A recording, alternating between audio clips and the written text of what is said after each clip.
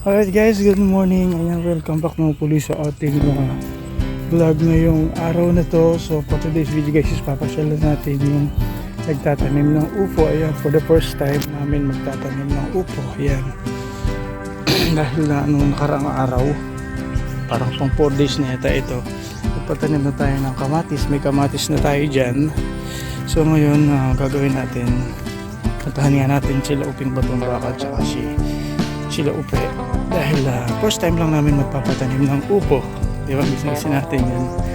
Ang ganda ng morning guys, no? Pag ganito yung makikita mo sa paligid, nakaka-good vibes yung ating ka-naturean sa paligid, sa nature natin, diba? Green na green.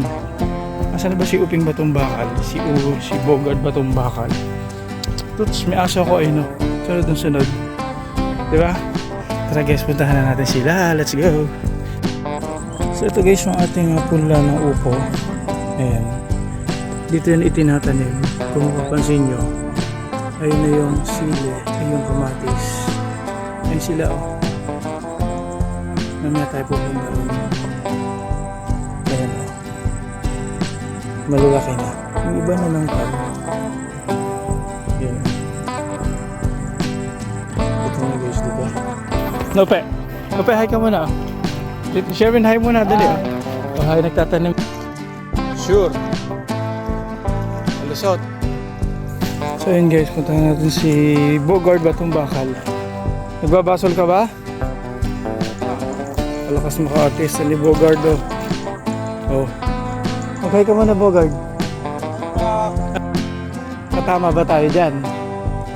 Nawala si Upe. So yung tinatanim na guys nila oh. Sira na ba yan? Tanim mo na. Tanim mo na ako. Nalaglag pa ata oh. Nilaglagan nga eh. Ay, sira. Ha? Kala ko si Ate Ese. Sino ba?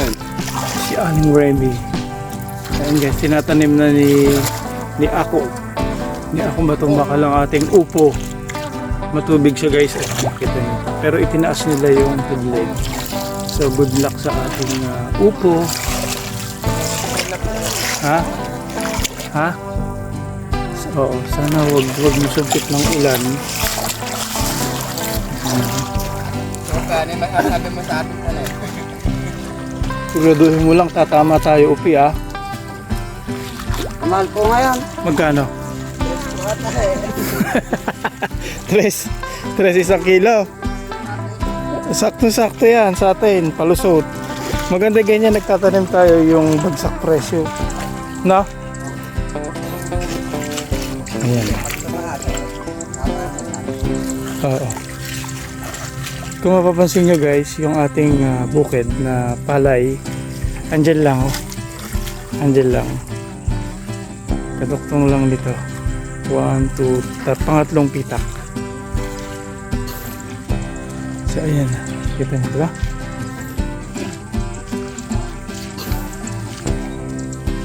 Si Bogard Batong Bakal. Hindi na tayo guys lulusong dun. Hindi na tayo lulusong dun kasi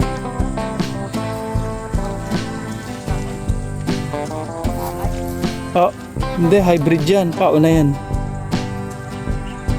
Kaya tumuha na, sapaw na lahat yung saktan niya. So ganun lang guys. Nag-update lang tayo sa ating ganap sa ating nakabukiran ngayong araw na to. Dahil tayo ay may gagawin pa doon. Isa para guys, maraming salamat sa inyong panonood.